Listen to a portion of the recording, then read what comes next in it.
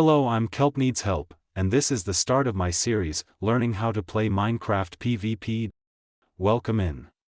Not only was I new to PvP but Minecraft in general I had limited knowledge of. In starting anything the beginning is always a mess. Where do you go? How do you start? Where do you start? What do you do? Who can help? All these are unknown, but you need to start somewhere. Let's start with taking inventory of my person and the tools I have to start my journey. I'm an adult, navigating a physical and intellectual disability, with a rudimentary knowledge of Minecraft in theory, but not practice, via watching a few building YouTubers for roughly a year. Learning as an adult is different than as a child, but not in the way that is socially accepted as true. Socially, the sentiment is that it's harder for adults to learn and kids learn much faster, but I don't believe this is true. Kids know nothing but are given time, while adults have knowledge but aren't afforded time. An adult learner can pull from past experience that, while not the same as what they may be learning, there are patterns to experience that can transfer skills and fast-track your learning. What makes learning so perceptually difficult for adults is time and expectations. As an adult you're expected to be good at everything, and when you aren't it's perceived as shame. This shame is brought about either externally or internally. The negative thoughts become, if I'm not good enough fast enough I should quit and say it's not my thing. Whereas for kids they keep trying because the thoughts are, I want to play and I'll get better as I get older. The kids' mentality mixed with soft, even undermining expectations, where they aren't expected to be good, provides an atmosphere where they do learn and become great, but most adult learners end up quitting at the start, because why learn something when others are better, when results aren't fast, and time isn't there? To me the battle of learning as an adult isn't the practice it takes to learn a skill but fighting against these thoughts that stop your journey. It's about encouraging yourself when you will and should be failing, over and over and over again. From experience of learning many other things in life, I have found that it takes 2 years to be adequate at anything. So with that in mind, I can cast away any judgment I may feel while learning, because I'm not supposed to be good until after that time frame. While the 2 years mark was certainly true of my before illness standard, I have an extra curve ball of unknown, due to my handicap. Being extra kind and understanding to myself, that I'm going to be behind peers, that have the same amount of time practicing as I had, is important. Anything I learn about myself and my needs along my journey is also helpful in learning how to manage myself. So it's a net positive all around, even if I am not meeting success as an able peer would. My goal isn't to be the best player, my goal is to make friends. My goal is to be able to play well enough that people enjoy playing with me, and I'm having fun. Addressing my first issue of disability was for my hands. From what little Minecraft I had played, I was aware that I would need to do something about my keyboard. I was experiencing a lot of pain in my hands and knew that, for other disabled players, that there was probably devices out there to make things easier on my hands. So I began to look. Before starting my PvP journey I researched and bought a keypad called the Cyborg by Azeron. This isn't an ad or endorsement, just what I use in case others like me might find it useful. I hadn't played much on the computer, so learning how to use the keypad wasn't any more challenging than using a keyboard.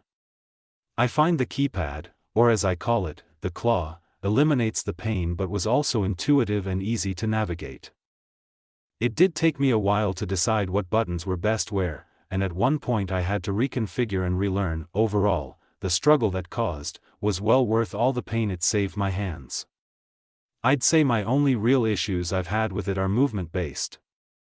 Up, down, left, and right are all controlled with a toggle, by my thumb, which can cause precise movement to be incredibly difficult. It also can make my character's movements read as strange. But that can be both helpful and harmful depending on the situation.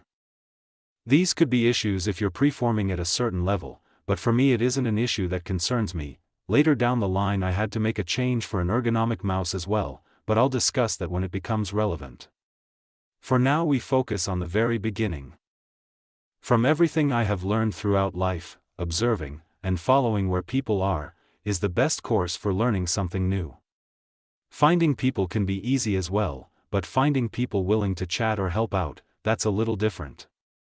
Anywhere can be that place, but there are certain things you can do to find environments where this is more likely. I didn't, and I'm still not entirely sure what's the best way to find and join a Minecraft servers is. Minecraft isn't the most straightforward thing to learn, even buying Minecraft, like what's the difference between Java and Bedrock? Was a dilemma I felt even trying to start playing Minecraft.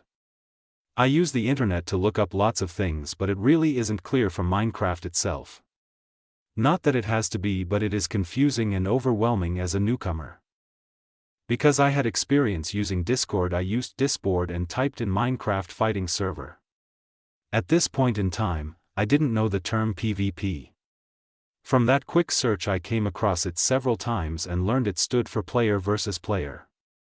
With that term learned, I typed in Minecraft PvP and perused the servers that came up.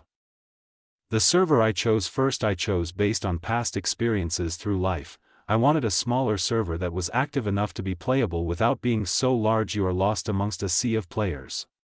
In that environment it's much more favorable to chatting amongst individuals.